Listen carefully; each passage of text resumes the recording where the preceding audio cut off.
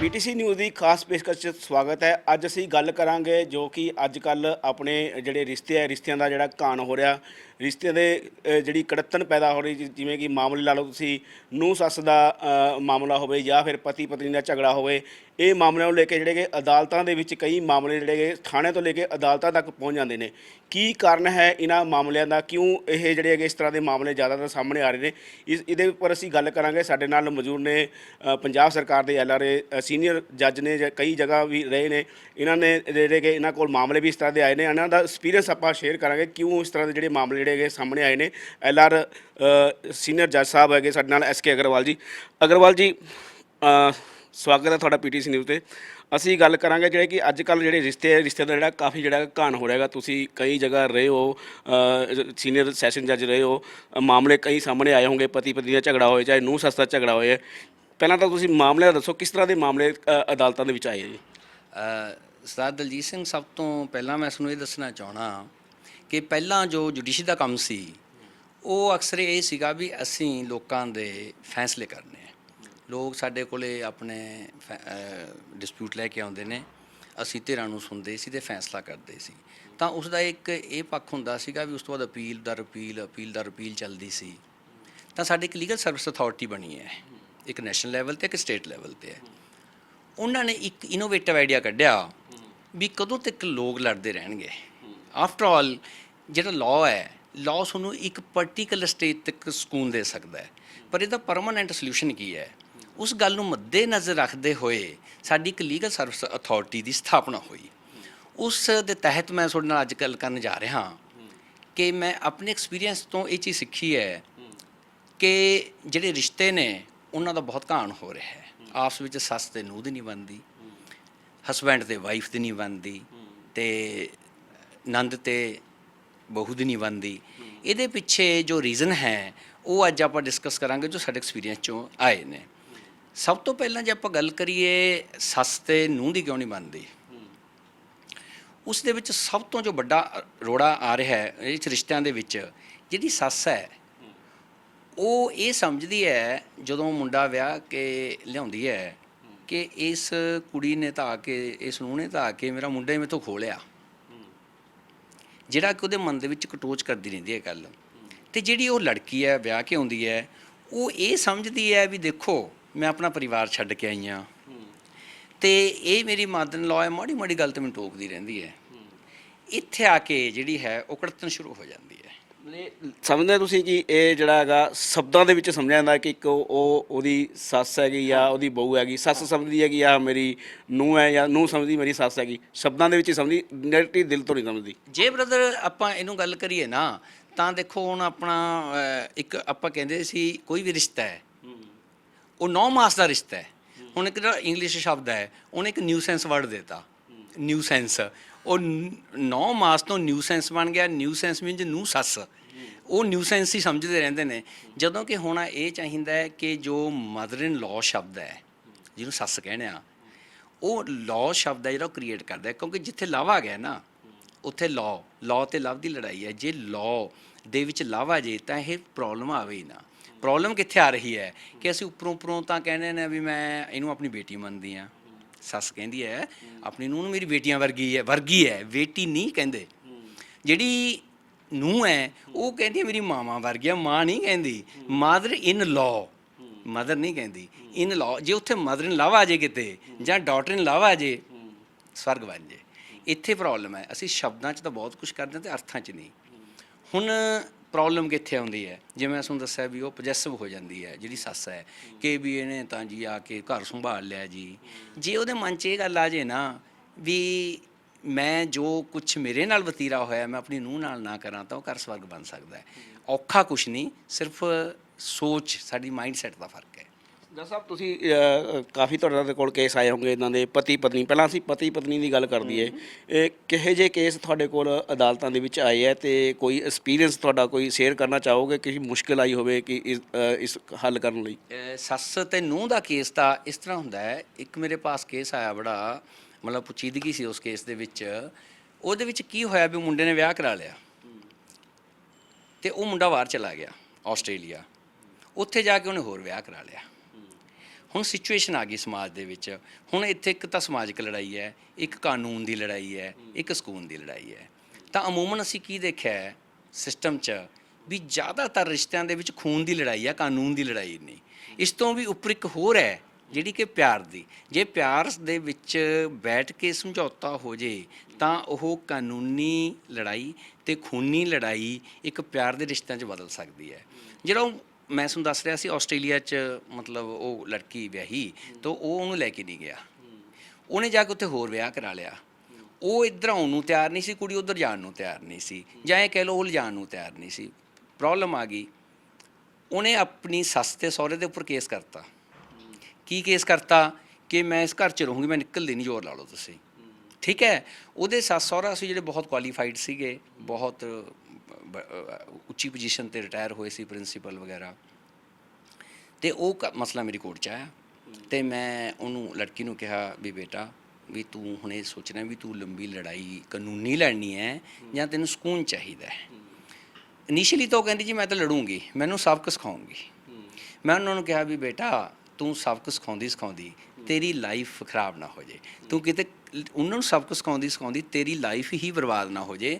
ਜੇ ਤੇਰੇ ਕੋਲ ਤੈਨੂੰ ਇੱਕ ਹੋਰ ਆਪਸ਼ਨ ਦੇ ਦਈਏ ਅਸੀਂ, ਜੇ ਤੂੰ ਮੰਨੇ ਤਾਂ ਸੁਜੈਸ਼ਨ ਦੇ ਦਈਏ, ਤੇਰੇ 'ਤੇ ਬਾਈਂਡਿੰਗ ਨਹੀਂ ਹੋਊਗੀ, ਕਿਉਂਕਿ ਲੋਕ ਅਦਾਲਤ ਦਾ ਕਨਸੈਪਟ ਹੈ, ਇਹ ਕਿਤੇ ਬਾਈਂਡਿੰਗ ਨਹੀਂ ਹੈ, ਇਹਦੀ ਇੱਕ ਬਿਊਟੀ ਹੈ। ਸਮਝਾਉਣ ਦਾ ਮਤਲਬ ਹੈ, ਕਈ ਵਾਰੀ ਸਿਚੁਏਸ਼ਨ ਇਹ ਹੈ ਵੀ ਸਾਡਾ ਸਮਾਜ ਨਾ ਸਮਝੀ ਕਰਕੇ ਜਾਂ ਉਹਨੂੰ ਨਾ ਸਮਝਾਉਣ ਕਰਕੇ ਪ੍ਰੋਬਲਮ ਕ੍ਰੀਏਟ ਹੁੰਦੀ ਹੈ।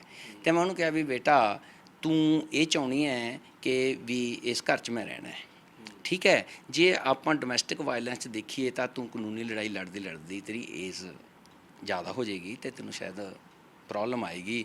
ਅਤੇ ਕਿਉਂ ਨਾ ਇਹ ਬਜ਼ੁਰਗ ਵੀ ਆਰਾਮ ਨਾਲ ਰਹਿਣ ਅਤੇ ਤੇਰੀ ਵੀ ਫਾਈਨੈਂਸ਼ੀਅਲ ਸਿਕਿਉਰਿਟੀ ਹੋ ਜੇ, ਕੀ ਤੈਨੂੰ ਇਹ ਮਨਜ਼ੂਰ ਹੈ? ਉਹ ਕਹਿੰਦੀ ਸਰ ਮਨਜ਼ੂਰ ਹੈ। ਮੇਰੀ ਕਾਫੀ ਮਿਹਨਤ ਤੋਂ ਬਾਅਦ ਉਹ ਮੰਨ ਗਈ ਅਤੇ ਉਹ ਕਹਿੰਦੀ ਜੀ ਮੈਨੂੰ 1 ਕਰੋੜ ਰੁਪਇਆ ਦਿਲਾ ਦਿਓ, ਮੇਰੇ ਘਰ ਵਾਲੇ ਤੋਂ ਦਵਾਓ, ਸੱਸ ਸਹੁਰੇ ਤੋਂ ਦਵਾਓ, ਅਤੇ ਮੈਂ ਡਾਈਵੋਰਸ ਵੀ ਲੈ ਲੂੰ ਅਤੇ ਸਾਰੇ ਕੇਸ ਵੀ ਖਤਮ ਕਰ ਦੂੰ ਜਿੰਨੇ ਵੀ ਪੈਂਡਿੰਗ ਨੇ। ਹੁਣ ਉਹ ਮਾਂ ਬਾਪ ਨੂੰ ਬੁਲਾਇਆ, ਉਹਨਾਂ ਦੇ ਸੱਸ ਸਹੁਰਾ ਸੀ ਜੋ ਲੜਕੀ ਦੇ, ਅਤੇ ਲੜਕੇ ਦੇ ਮਾਂ ਬਾਪ। ਉਹਨਾਂ ਨੂੰ ਮੈਂ ਕਿਹਾ ਵੀ ਤੁਸੀਂ ਦੇਖੋ ਇਸ ਲੜਕੀ ਦੀ ਲਾਈਫ ਦਾ ਸਵਾਲ ਹੈ, ਜੇ ਤੁਹਾਡੀ ਆਪਣੀ ਬੇਟੀ ਹੁੰਦੀ ਤਾਂ ਤੁਸੀਂ ਕਹਿੰਦੇ ਪਤਾ ਕਿੱਥੇ ਰਿਸ਼ਤਿਆਂ 'ਚ ਪ੍ਰੋਬਲਮ ਆਉਂਦੀ ਹੈ, ਜਦੋਂ ਬੇਟੀ ਹੈ ਉਦੋਂ ਹੋਰ ਸਾਡਾ ਮਨ ਹੈ, ਅਤੇ ਜਦੋਂ ਨੂੰਹ ਹੈ ਤਾਂ ਹੋਰ ਹੈ, ਜਦੋਂ ਪੁੱਤ ਹੈ ਤਾਂ ਹੋਰ ਹੈ, ਜਦੋਂ ਜਵਾਈ ਹੈ ਤਾਂ ਹੋਰ ਹੈ, ਇੱਥੇ ਪ੍ਰੋਬਲਮ ਆ ਰਹੀ ਹੈ। ਅਤੇ ਮੈਂ ਉਹਨੂੰ ਕਿਹਾ ਵੀ ਦੇਖੋ ਜੇ ਤੁਹਾਡੀ ਬੇਟੀ ਹੁੰਦੀ ਤੁਹਾਨੂੰ ਦਰਦ ਹੁੰਦਾ? ਕਹਿੰਦੇ ਜੀ ਜ਼ਰੂਰ ਹੁੰਦਾ, ਪਰ ਕਹਿੰਦੇ ਸਾਡਾ ਕਸੂਰ ਨਹੀਂ, ਅਸੀਂ ਇਹਨੂੰ ਪੁੱਛੋ ਕਦੇ ਕੁਛ ਕਿਹਾ?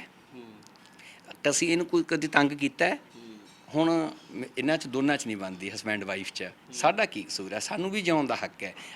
ਮੈਂ ਵੀ ਇੱਕ ਲੇਡੀ ਹਾਂ, ਉਹਦੀ ਸੱਸ ਕਹਿੰਦੀ, ਉਹ ਤਾਂ ਸਹੁਰਾ ਕਹਿੰਦਾ ਮੈਂ ਵੀ ਇੱਕ ਬਜ਼ੁਰਗ ਹਾਂ ਜੀ।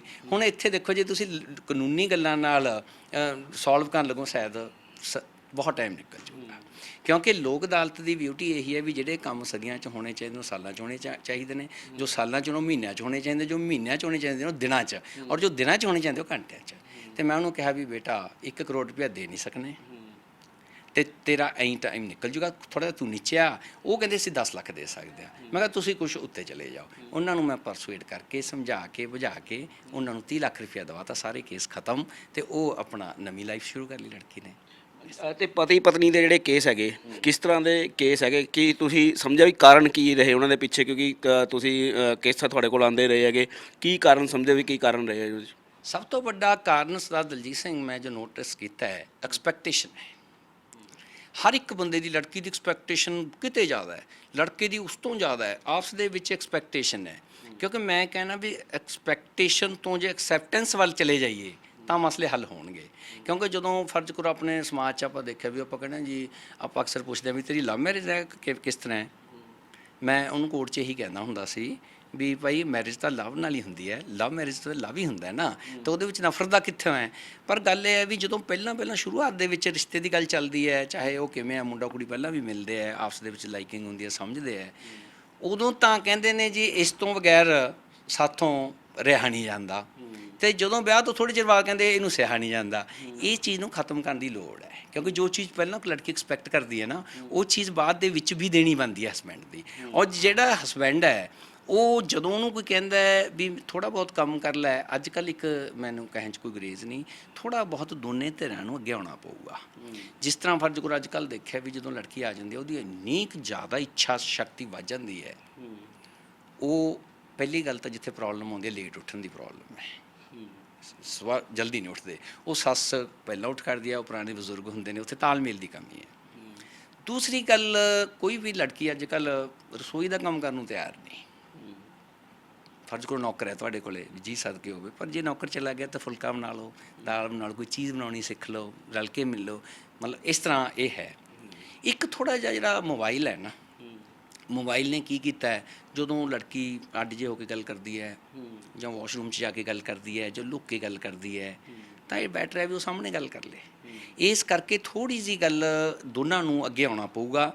ਪਰ ਜੇ ਅਸਲੀ ਸੋਲਿਊਸ਼ਨ ਲੱਭਣਾ ਹੈ, ਜਿਹਨੂੰ ਆਪਾਂ ਕਹਿੰਦੇ ਹਾਂ ਵੀ ਆਪਣੇ ਸਿਸਟਮ ਦਾ ਪਾਰਟ ਹੈ ਵੀ ਅਧਿਆਤਮਵਾਦ, ਤਾਂ ਫਿਰ ਮੈਂ ਕਹਿਣਾ ਵੀ ਜਦੋਂ ਕੋਈ ਬੰਦਾ ਇਹ ਸੋਚਦਾ ਵੀ ਇਹਨੇ ਜੇ ਗਲਤੀ ਕੀਤੀ ਪਹਿਲਾਂ ਇਹ ਸੁਧਰੇ, ਇਹਨੇ ਜੇ ਕੋਈ ਮੈਨੂੰ ਤੰਗ ਕੀਤਾ, ਇਹ ਮੈਨੂੰ ਟੈਨਸ਼ਨ ਦੇਣ ਦਾ ਕਾਰਨ ਹੈ, ਉੱਥੇ ਫਿਰ ਹੱਲ ਨਹੀਂ ਹੋਣਾ। ਹੱਲ ਕਿੱਥੇ ਹੋਣਾ ਹੈ? ਹੱਲ ਹੋਣਾ ਹੈ ਜਦੋਂ ਦੋਨੋਂ ਮਿਲ ਕੇ ਜਾਂ ਤਾਂ ਹੱਲ ਕਰ ਲੈਣ, ਜਾਂ ਫਿਰ ਇੱਕ ਬੰਦਾ ਸੋਚੇ ਯਾਰ ਇਹ ਸੁਧਰੇ ਨਾ ਸੁਧਰੇ, ਮੈਂ ਸੁਧਰਨਾ ਹੈ। ਸਰ ਜ਼ਿਆਦਾਤਰ ਕਿਸ ਤਰ੍ਹਾਂ ਦੇ ਮਾਮਲੇ ਆਏ ਕਿ ਮੈਂ ਇਹ ਸਮਝਣਾ ਚਾਹੁੰਦਾ ਕਿ ਪੁਰਾਣੇ ਤੋਂ ਪੁਰਾਣਾ, ਕਿਉਂਕਿ ਮੈਰਿਜ ਕਈ ਤਾਂ ਤੁਹਾਡੇ ਕੋਲ ਇਸ ਤਰ੍ਹਾਂ ਦੇ ਮਾਮਲੇ ਵੀ ਆਏ ਹੋਣੇ, ਮਹੀਨੇ ਦੇ ਬਾਅਦ ਤੁਹਾਡੇ ਕੋਲ ਆਏ ਹੋਣੇ, ਹਸਬੈਂਡ ਵਾਈਫ ਦਾ 6 ਮਹੀਨੇ ਬਾਅਦ ਆਇਆ ਹੋਊਗਾ, ਸਾਲ ਬਾਅਦ ਆਇਆ ਹੋਊਗਾ। ਸਭ ਤੋਂ ਪੁਰਾਣਾ ਕਿ ਇਸ ਤਰ੍ਹਾਂ ਦਾ ਕੋਈ ਮਾਮਲਾ ਆਇਆ ਕਿ ਜਿਹਨੇ 15 ਸਾਲ ਵਿਆਹ ਨੂੰ ਹੋ ਗਏ ਅਤੇ ਤੁਹਾਡੇ ਕੋਲ ਪਤੀ ਪਤਨੀ ਦਾ ਕੋਈ ਝਗੜਾ ਆਇਆ ਹੋਵੇ ਇਸ ਤਰ੍ਹਾਂ ਦਾ? ਇਸ ਤਰ੍ਹਾਂ ਦੇ ਵਿੱਚ ਦੋ ਤਰ੍ਹਾਂ ਦੇ ਮਸਲੇ ਆਉਂਦੇ ਆ ਸਰਦਾਰ ਦਲਜੀਤ ਸਿੰਘ। ਇੱਕ ਤਾਂ ਆਉਂਦਾ ਹੈਗਾ ਵੀ ਜਿਹੜੇ ਨਵੇਂ ਵਿਆਹਾਂ ਦਾ, ਉਹਦੇ ਪਿੱਛੇ ਤਾਂ ਬਹੁਤ ਵੱਡਾ ਕਾਰਨ ਹੈ ਵੀ ਲੋਕਾਂ ਦੀ ਐਕਸਪੈਕਟੇਸ਼ਨ ਵੱਧ ਗਈ, ਚਾਹੇ ਮੁੰਡਾ ਚਾਹੇ ਕੁੜੀ ਹੈ। ਅਤੇ ਦੂਸਰੀ ਗੱਲ, ਅਕਸਰ ਅਸੀਂ ਜਦੋਂ ਕੋਰਟ ਦੇ ਵਿੱਚ ਕੇਸ ਆਉਂਦੇ ਸੀ ਤਾਂ ਉਹਨੂੰ ਪੁੱਛਦੇ ਸੀਗੇ ਵੀ ਰੀਜ਼ਨ ਕੀ ਹੈ। ਉਹ ਇਹ ਜੀ ਮੇਰੀ ਸੱਸ ਬਹੁਤ ਤੰਗ ਕਰਦੀ ਹੈ, ਘਰ ਵਾਲਾ ਮੈਨੂੰ ਪਸੰਦ ਨਹੀਂ ਜੀ, ਇਹ ਮੇਰੀ ਨੰਦ ਤੰਗ ਕਰਦੀ ਹੈ, ਮੇਰੀ ਤਾਂ ਜੀ ਹੁਣ ਸਹਿਣ ਸ਼ਕਤੀ ਖਤਮ ਹੋ ਗਈ। ਅਸੀਂ ਉਹਨਾਂ ਨੂੰ ਸਮਝਾਉਣਾ ਹੈ ਵੀ ਉਹ ਸ਼ਕਤੀ ਨਹੀਂ ਹੁੰਦੀ ਜਿਹੜੀ ਸਹਿਣ ਨਹੀਂ ਹੁੰਦੀ। ਸਹਿਣ ਸ਼ਕਤੀ ਮੀਨਸ ਤਾਂ ਇੱਕ ਗੁਣ ਹੈ, ਤੁਸੀਂ ਇਹਨੂੰ ਧਾਰਨ ਕਰੋ ਅਤੇ ਇਸ ਕਰਕੇ ਤੁਹਾਡੀ ਪ੍ਰੋਬਲਮ ਹੱਲ ਹੋ ਜਾਊਗੀ। ਪਹਿਲੇ ਜ਼ਮਾਨੇ ਦੇ ਵਿੱਚ ਜਿਹੜੇ ਬੰਦੇ ਸੀਗੇ ਉਹਨਾਂ 'ਚ ਟੋਲਰੈਂਸ ਜ਼ਿਆਦਾ ਸੀ, ਹੁਣ ਥੋੜ੍ਹੀ ਜਿਹੀ ਟੋਲਰੈਂਸ ਘਟਦੀ ਜਾਂਦੀ ਹੈ। ਪਰ ਤੁਸੀਂ ਇੱਕ ਸਵਾਲ ਪੁੱਛਿਆ ਵੀ ਜਿਹੜੇ ਪੁਰਾਣੇ ਬੰਦੇ ਸੀ ਉਹਨਾਂ ਦੇ ਕੇਸ ਡਾਈਵੋਰਸ ਦੇ ਕਿਉਂ ਆਉਂਦੇ ਸੀ, ਉਹਦੇ ਪਿੱਛੇ ਮੇਨ ਰੀਜ਼ਨ ਇਹ ਸੀ ਕਿ ਜਿਹੜੇ ਪੁਰਾਣੇ ਬੰਦੇ, ਜਦੋਂ ਉਹਨਾਂ ਦਾ ਬੇਟਾ ਵਿਆਹਿਆ ਜਾਂਦਾ ਹੈ ਨਾ, ਬੇਟਾ ਵਿਆਹਿਆ ਜਾਂਦਾ ਹੈ ਤਾਂ ਜਿਹੜੀ ਉਹ ਨੂੰਹ ਆਉਂਦੀ ਹੈ, ਕਈ ਵਾਰੀ ਉਹਦੇ ਨਾਲ ਡਿਫਰੈਂਸ ਓਪੀਨੀਅਨ ਹੋ ਜਾਂਦਾ ਹੈ। ਉਹਦੇ ਕਰਕੇ ਆਪਣੇ ਹਸਬੈਂਡ ਤੋਂ ਕਈ ਵਾਰੀ ਪ੍ਰੋਬਲਮ ਨਹੀਂ ਹੁੰਦੀ, ਆਪਣੀ ਨੂੰਹ ਤੋਂ ਪ੍ਰੋਬਲਮ ਹੋ ਜਾਂਦੀ ਹੈ। ਉਸ ਕਰਕੇ ਵੀ ਰਿਸ਼ਤਿਆਂ 'ਚ ਪ੍ਰੋਬਲਮ ਹੋ ਜਾਂਦੀ ਹੈ। ਕੁਛ ਜਦੋਂ ਬੱਚੇ ਵੱਡੇ ਹੋ ਜਾਂਦੇ ਨੇ, ਜਾਂ ਦੋ ਬੱਚੇ ਹੋਣ ਕਿਸੇ ਦੇ ਵਿਆਹੇ ਜਾਂਦੇ ਨੇ, ਬੇਟੇ ਹੁੰਦੇ ਨੇ, ਉਹਨਾਂ ਦੇ ਵਿੱਚ ਜਿਹੜੀ ਉਹਦੀ ਦਰਾਣੀ ਅਤੇ ਜਠਾਣੀ ਹੁੰਦੀ ਹੈ, ਉਹਨਾਂ ਦੀ ਲੜਾਈ ਦੇ ਵਿੱਚ ਉਹਨਾਂ ਨੂੰ ਇਨਵੋਲਵ ਕਰ ਲਿਆ ਜਾਂਦਾ ਹੈ। ਕਈ ਵਾਰੀ ਪ੍ਰੋਪਰਟੀ ਦਾ ਰੌਲਾ ਹੁੰਦਾ, ਅਸੀਂ ਉਹਨਾਂ ਨੂੰ ਕਹਿੰਦੇ ਯਾਰ ਪ੍ਰੋਪਰਟੀ ਤਾਂ ਆਉਣੀ ਜਾਣੀ ਹੈ, ਪ੍ਰੋਪਰਾਈਟੀ ਲਿਆਓ ਰਿਸ਼ਤਿਆਂ 'ਚ। ਸੋ ਇਸ ਕਰਕੇ ਮੇਰਾ ਇਹ ਵਿਚਾਰ ਹੈ ਕਿ ਜਿੰਨਾ ਚਿਰ ਤੁਹਾਡੇ ਅੰਦਰੋਂ ਆਪਣਾਪਣ ਨਹੀਂ ਆਉਂਦਾ, ਤੁਸੀਂ ਇਹ ਨਹੀਂ ਚਾਹੁੰਦੇ ਵੀ ਇਹ ਸਾਨੂੰ ਇੱਕ ਦੂਸਰੇ ਨਾਲ ਮਿਲ ਕੇ ਅੱਗੇ ਚੱਲਣਾ ਪਊਗਾ, ਉਹਨਾਂ ਚਿਰ ਮਸਲੇ ਦਾ ਹੱਲ ਨਹੀਂ ਹੋਣਾ। ਸਰ ਇਹਦੇ 'ਚ ਮਾਮਲੇ ਇਹ ਵੀ ਸਮਝਣਾ ਚਾਹਾਂਗੇ ਤੁਹਾਤੋਂ, ਲਵ ਮੈਰਿਜ ਦੇ ਜ਼ਿਆਦਾ ਆਉਂਦੇ ਸੀਗੇ ਜਾਂ ਅਰੇਂਜ ਮੈਰਿਜ ਦੇ? ਕਿਉਂਕਿ ਲਵ ਮੈਰਿਜ ਇੱਕ ਅਲੱਗ ਹੋ ਗਈ, ਜਿਵੇਂ ਕਿ ਵੀ ਤੁਸੀਂ ਦੱਸਿਆ ਹੀ ਹੈਗਾ ਕਿ ਇੱਕ ਦੂਸਰੇ ਨੂੰ ਜਾਣਦੇ ਆ, ਉਸ ਤੋਂ ਬਾਅਦ ਵਿਆਹ ਕਰਾਉਂਦੇ ਆ। ਅਰੇਂਜ ਮੈਰਿਜ ਇੱਕ ਪਰਿਵਾਰ ਦੇ ਹਿਸਾਬ ਨਾਲ ਜਿੱਦਾਂ ਹੁੰਦੀ ਸੀ ਪਹਿਲਾਂ ਹੁੰਦੀ ਸੀਗੀ, ਕਿਸ ਤਰ੍ਹਾਂ ਦੇ ਮਾਮਲੇ ਜਿਹੜੇ ਜ਼ਿਆਦਾਤਰ ਸਾਹਮਣੇ ਆਉਂਦੇ? ਇਸ ਦੇ ਵਿੱਚ ਮੈਂ ਨੋਟਿਸ ਕੀਤਾ ਹੈ ਕਿ ਚਾਹੇ ਲਵ ਮੈਰਿਜ ਹੋਵੇ ਚਾਹੇ ਅਰੇਂਜ ਮੈਰਿਜ ਹੋਵੇ, ਜੇ ਤਾਂ ਤੁਸੀਂ ਆਪਸ ਦੇ ਵਿੱਚ ਇਕੱਠੇ ਰਹਿ ਸਕਦੇ ਹੋ, ਪਿਆਰ ਨਾਲ ਰਹਿ ਸਕਦੇ ਹੋ, ਸ਼ਾਦੀ ਜਿਵੇਂ ਮਰਜ਼ੀ ਹੋਈ ਹੋਵੇ, ਪਰ ਗੱਲ ਤਾਂ ਐਵੇਂ ਤੁਸੀਂ ਰਹਿਣਾ ਕਿਵੇਂ ਹੈ।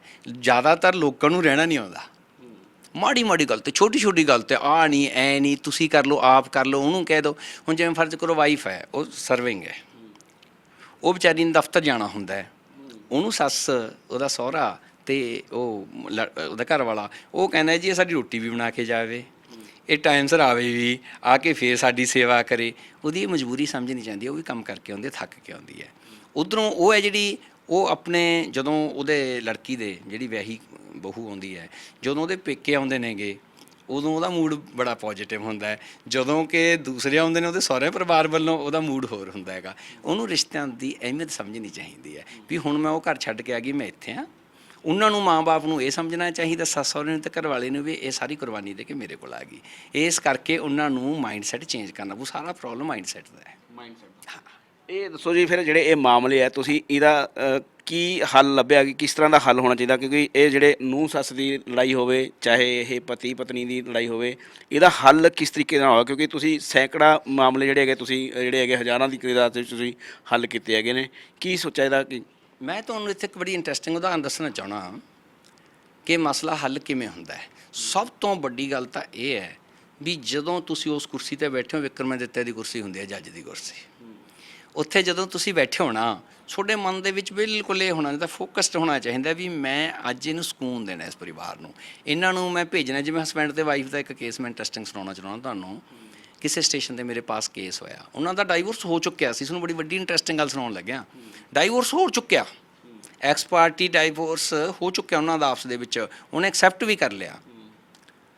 ਤਾਂ ਉਸ ਤੋਂ ਬਾਅਦ ਇੱਕ ਸਾਡੇ ਸੈਕਸ਼ਨ 25 ਹੁੰਦੀ ਆ, ਪਰਮਾਨੈਂਟ ਐਲੀਮਨੀ, ਉਹਦਾ ਕੇਸ ਲੜਕੀ ਨੇ ਆਪਣੇ ਹਸਬੈਂਡ ਤੇ ਪਾਇਆ ਵੀ ਮੈਨੂੰ ਪੈਸੇ ਦਿਓ। ਉਹ ਮੈਂ ਲੋਕ ਅਦਾਲਤ 'ਚ ਲੈ ਲਿਆ ਕੇਸ। ਮੈਂ ਦੇਖਿਆ ਵੀ ਲੜਕੀ ਵੀ ਬਹੁਤ ਅੱਛੀ ਹੈ, ਲੜਕਾ ਵੀ ਬਹੁਤ ਅੱਛਾ ਹੈ, ਤੇ ਦੋ ਉਹਨਾਂ ਦੇ ਬੱਚੇ ਹੈ। ਮੈਂ ਉਹਨਾਂ ਨੂੰ ਬੁਲਾਇਆ ਵੀ ਤੁਹਾਡਾ ਡਾਈਵੋਰਸ ਕਿਉਂ ਹੋਇਆ? ਆਪਸ ਦੇ ਵਿੱਚ ਉਹ ਇੱਕ ਦੂਸਰੇ ਦੇ ਉੱਪਰ ਦੂਸ਼ਣ ਲਾਉਣ ਲੱਗੇ, ਇਹ ਐ ਨਹੀਂ ਜੀ, ਇਹ 'ਚ ਆਹ ਨੁਕਸ ਹੈ, ਇਹ 'ਚ ਆਹ ਨੁਕਸ ਹੈ। ਮੈਂ ਉਹਨਾਂ ਨੂੰ ਸ਼ੁਰੂਆਤ ਕਿੱਥੋਂ ਕੀਤੀ? ਮੈਂ ਉਹਨੂੰ ਇਹ ਕਿਹਾ, ਦੇਖੋ ਜੀ, ਤੁਸੀਂ ਆਪਣੀ ਛੋਟੀ ਜਿਹੀ ਈਗੋ ਨੂੰ ਸੈਟੀਸਫਾਈ ਕਰਨ ਵਾਸਤੇ, ਪ੍ਰੋਬਲਮ ਪਤਾ ਕਿੱਥੇ ਹੈ ਜੀ? ਪ੍ਰੋਬਲਮ ਤਾਂ ਇੱਥੇ ਇੱਕ ਸ਼ਬਦ ਹੈ, ਅਭਿਮਾਨ। ਆਪਾਂ ਸਾਰੇ ਜਾਣਦੇ ਹਾਂ। ਦੇਖੋ, ਇਹਦੇ ਵਿੱਚ ਹੀ ਬਹੁਤ ਵੱਡਾ ਇੱਕ ਸਮੁੰਦਰ ਛੁਪਿਆ ਹੋਇਆ ਹੈ। ਇੱਕੋ ਹੀ ਸ਼ਬਦ ਹੈ, ਅਭਿਮਾਨ। ਅਭਿਮਾਨ ਕੀ ਹੈ? ਸੱਸ ਕਹਿੰਦੀ ਹੈ ਆਪਣੀ ਨੂੰਹ ਨੂੰ, ਮੇਰੀ ਗੱਲ ਅਭਿਮਾਨ, ਹੁਣੇ ਮੰਨ ਮੇਰੀ ਗੱਲ, ਈਗੋ ਆ ਗਈ। ਨੂੰਹ ਕੀ ਕਹਿੰਦੇ? ਮੈਨੂੰ ਅਭਿਮਾਨ ਦੇ ਦੇ, ਅਭਿਮਾਨ, ਆਨਰ ਦੇ ਦੇ, ਮੈਨੂੰ ਹੋਰ ਕੁਝ ਨਹੀਂ ਚਾਹੀਦਾ। ਅਗਰ ਇਸ ਸ਼ਬਦ ਨੂੰ ਹੀ ਉਹ ਇੱਧਰ ਉੱਧਰ ਕਰ ਲੈਣ ਤਾਂ ਬਹੁਤ ਵਧੀਆ ਹੋ ਸਕਦਾ ਹੈ। ਇਸੇ ਤਰ੍ਹਾਂ ਸ਼ਬਦ ਵਿਸ਼ਵਾਸ ਹੈ। ਵਿਸ਼ਵਾਸ, ਜੇ ਆਪਾਂ ਇਹਨੂੰ ਪੜ੍ਹੀਏ ਪੋਜੀਟਿਵ, ਤਾਂ ਇਹ ਵਿਸ਼ਵਾਸ ਹੈ, ਟਰਸਟ ਹੈ, ਫੇਥ ਹੈ। ਨਹੀਂ ਤਾਂ ਵਿਸ਼ ਦਾ ਵਾਸ, ਜ਼ਹਿਰ ਹੈ ਇਹਦੇ ਵਿੱਚ, ਠੀਕ ਹੈ ਨਾ? ਉਸੇ ਸ਼ਬਦ ਨੂੰ ਉਹ ਕਰ ਲਓ। ਹਾਰਮਨੀ ਹੈ, ਹਾਰਮਨੀ। ਜੇ ਉਹ ਮਾੜੀ ਜਿਹੀ ਗੱਲ 'ਤੇ ਹੱਸ ਕੇ ਕਹਿੰਦੇ ਚੱਲ ਮੈਂ ਹਾਰ ਮੰਨੀ, ਪੰਜਾਬੀਕਰਨ ਕਰ ਲਿਓ ਉਹਦਾ, ਹਾਰਮਨੀ ਦਾ, ਸਵਰਗ ਬਣ ਸਕਦਾ, ਸਕੂਨ ਮਿਲ ਸਕਦਾ, ਆਨੰਦ ਮਿਲ ਸਕਦਾ, ਕੋਈ ਦਿੱਕਤ ਨਹੀਂ ਹੈ। ਤਾਂ ਉਹਨੂੰ ਮੈਂ ਪੁੱਛਿਆ ਕਿ ਬੇਟਾ ਤੁਸੀਂ ਕੀ ਕਰਦੇ ਹੋ? ਉਹਨੂੰ, ਲੜਕੇ ਨੂੰ, ਕਹਿੰਦਾ ਸਰ ਮੈਂ ਬਿਜਲੀ ਬੋਰਡ 'ਚ SDO ਹਾਂ। ਮੈਂ ਕਿਹਾ ਮੈਂ ਇੱਕ ਗੱਲ ਕਰਾਂ ਤੁਹਾਡੇ ਨਾਲ? ਕਹਿੰਦਾ ਦੱਸੋ ਸਰ। ਮੈਂ ਕਿਹਾ ਤੁਸੀਂ ਬਿਜਲੀ ਬੋਰਡ ਦੇ SDO ਹੋ, ਸਾਰੇ ਸ਼ਹਿਰ ਨੂੰ ਰੁਸ਼ਨਾਉਂਦੇ ਹੋ, ਤੁਹਾਡੇ ਘਰ 'ਚ ਹਨੇਰਾ ਹੈ। ਉਹਦੇ ਮਨ ਨੂੰ ਇੱਕ ਤਰ੍ਹਾਂ ਦਾ ਮਤਲਬ, ਮੇਰੀ ਗੱਲ ਉਹਨੂੰ ਟੁੰਬ ਗਈ, ਉਹਦੇ ਮਨ ਨੂੰ ਖਿੱਚਾਈ ਵੀ ਗੱਲ ਤਾਂ ਸਰ ਠੀਕ ਕਹਿ ਰਹੇ ਨੇ, ਮੇਰਾ ਤਾਂ ਕੋਈ ਇਹਦੇ ਵਿੱਚ ਇੰਟਰਸਟ ਨਹੀਂ ਸੀ, ਮੇਰਾ ਤੁਹਾਨੂੰ ਇਕੱਠੇ ਕਰਨ ਦਾ ਇੰਟਰਸਟ ਸੀ। ਮੈਂ ਕਿਹਾ ਜੀ, ਦੂਸਰੀ ਗੱਲ, ਤੁਸੀਂ ਸਾਰਿਆਂ ਦੇ ਘਰੇ ਰੌਸ਼ਨੀ ਦਿੱਤੀ, ਤੁਹਾਡੇ ਘਰੇ ਹਨੇਰਾ ਹੈ, ਉਸ ਤੋਂ ਵੱਡਾ ਤੁਸੀਂ ਇੱਕ ਵੱਡਾ ਪਾਪ ਕਰ ਰਹੇ ਹੋ। ਤੁਹਾਨੂੰ ਕੀ ਰਾਈਟ ਹੈ ਤੁਸੀਂ ਬੱਚੇ ਪੈਦਾ ਕਰਕੇ ਉਹਨਾਂ ਨੂੰ ਆਪਣੀ ਮਾਤਾ ਤੇ ਪਿਤਾ ਤੋਂ, ਦੋਨਾਂ ਦੇ ਪਿਆਰ ਤੋਂ, ਕਦੇ ਤੁਹਾਡੇ ਕੋਲੇ ਬੱਚੇ, ਕਦੇ ਉਹਦੇ ਕੋਲ ਬੱਚੇ, ਕਦੇ ਬੱਚੇ ਮਾਂ ਵਾਸਤੇ ਰੋਂਦੇ ਆ, ਕਦੇ ਪਿਓ ਵਾਸਤੇ ਰੋਂਦੇ ਆ। ਤੁਹਾਨੂੰ ਇਹ ਕੋਈ ਰਾਈਟ ਨਹੀਂ ਸੀ ਪੈਦਾ ਕਰਨ ਦਾ। ਜੇ ਤੁਸੀਂ ਵਿਆਹ ਕਰਾਇਆ ਹੈ ਤਾਂ ਛੋਟੀਆਂ ਨਿੱਕੀਆਂ ਗੱਲਾਂ ਨੂੰ ਛੱਡ ਕੇ, ਇਹਨਾਂ ਨੂੰ ਪਿੱਛੇ ਕਰਕੇ ਤੁਹਾਨੂੰ ਇਕੱਠੇ ਹੋਣਾ ਚਾਹੀਦਾ ਹੈ। ਫਿਰ ਮੈਂ ਉਹ ਲੜਕੀ ਨੂੰ ਪੁੱਛਿਆ, ਮੈਂ ਕਿਹਾ ਬੇਟਾ ਤੁਸੀਂ ਕੀ ਕਰਦੇ ਹੋ? ਕਹਿੰਦੀ ਮੈਂ ਟੀਚਰ ਹਾਂ। ਮੈਂ ਕਿਹਾ ਬੇਟੇ ਤੁਸੀਂ ਟੀਚਰ ਦੇ ਕਾਬਲ ਨਹੀਂ, ਕਿਉਂਕਿ ਕੋਰਟ 'ਚ ਬਹਿ ਕੇ ਐਡੀ ਗੱਲ ਕਹਿਣੀ ਬੜੀ ਮੁਸ਼ਕਿਲ ਹੁੰਦੀ ਹੈ। ਪਰ ਜਦੋਂ ਤੁਹਾਡਾ ਮਨ ਸਾਫ਼ ਹੋਵੇ, ਤੁਸੀਂ ਕੁਛ ਕਰਕੇ ਦਿਖਾਉਣਾ ਹੋਵੇ ਤਾਂ ਹੋ ਜਾਂਦਾ ਹੈ। ਮੈਂ ਕਿਹਾ ਜੀ ਤੁਹਾਨੂੰ ਟੀਚਰ ਦੇ ਕਾਬਲ ਨਹੀਂ। ਤੁਸੀਂ ਕਹਿੰਦੇ ਕਿਉਂ ਸਰ? ਮੈਂ ਤਾਂ PhD ਹਾਂ, ਮੈਂ ਫਲਾਂ, ਮੈਂ ਪੜ੍ਹੀ ਹਾਂ, ਜੇ ਹੈ ਉਹ ਹੈ। ਮੈਂ ਆਖਿਆ ਜੀ ਟੀਚਰ ਤਾਂ ਦੁਨੀਆ ਨੂੰ ਰਾਹ ਦਿਖਾਉਂਦਾ, ਚਾਨਣ ਮਨਾਰਾ ਹੁੰਦਾ। ਤੁਸੀਂ ਆਪਣੇ ਬੱਚਿਆਂ ਨੂੰ ਨਹੀਂ ਸੰਭਾਲ ਰਹੇ, ਕੀ ਕਹਿਣਗੇ ਬਾਹਰ ਵੀ ਟੀਚਰ ਇਹੋ ਜਿਹੇ ਹੁੰਦੇ ਨੇ। ਅੱਖਾਂ 'ਚ ਪਾਣੀ ਆ ਗਿਆ ਉਹਦੇ, ਹੰਝੂ ਆ ਗਏ। ਮੈਂ ਕਿਹਾ ਵੀ ਸਿਚੁਏਸ਼ਨ ਬਣ ਰਹੀ ਹੈ। ਮੈਂ 2-3 ਘੰਟੇ ਲਗਾ ਕੇ ਨੈਟ ਰਿਜ਼ਲਟ ਵੀ ਜਿਹੜਾ ਡਾਈਵੋਰਸ ਹੋਇਆ ਸੀ ਉਹਨੂੰ ਸੈੱਟ ਅਸਾਈਡ ਕਰਾ ਕੇ ਇਕੱਠੇ ਕਰਤੇ, ਦੋਨੋਂ ਗੱਲ ਵਕੜੀ ਪਾ ਕੇ ਉਹ ਚਲੇ ਗਿਆ ਉੱਥੋਂ। ਜੋ ਸਕੂਨ ਉਹ ਮਿਲਦਾ ਹੈ, ਇਸ ਤਰ੍ਹਾਂ ਦੀਆਂ ਮੈਂ ਬਹੁਤ ਉਦਾਹਰਨਾਂ ਦੇ ਸਕਦਾ ਜਿਹੜੇ ਮੇਰੇ ਕੋਰਟ 'ਚ ਆਈਆਂ। ਮੇਰੇ ਖਿਆਲ ਦੇ ਵਿੱਚ 1 ਨਹੀਂ, 2 ਨਹੀਂ, 3 ਨਹੀਂ, ਸੈਂਕੜੇ ਉਦਾਹਰਨਾਂ ਮੈਂ ਕਰਕੇ ਦਿਖਾਈਆਂ। ਕਿਉਂਕਿ ਜਦੋਂ ਤੁਸੀਂ ਕੋਈ ਫੈਸਲਾ ਲੌਫੁਲੀ ਕਰਦੇ ਹੋ, ਉਹਦੇ ਨਾਲ ਤੁਸੀਂ ਇੱਕ ਥੋੜ੍ਹਾ ਜਿਹਾ ਸਕੂਨ ਦੇ ਸਕਦੇ ਹੋ। ਪਰ ਜਦੋਂ ਤੁਸੀਂ ਲਵਫੁਲੀ ਕਰਦੇ ਹੋ, ਉਦੋਂ ਤੁਸੀਂ ਵੱਡਾ ਸਕੂਨ ਦੇ ਸਕਦੇ ਹੋ, ਪਰਮਾਨੈਂਟ ਸੋਲਿਊਸ਼ਨ ਦੇ ਸਕਦੇ ਹੋ।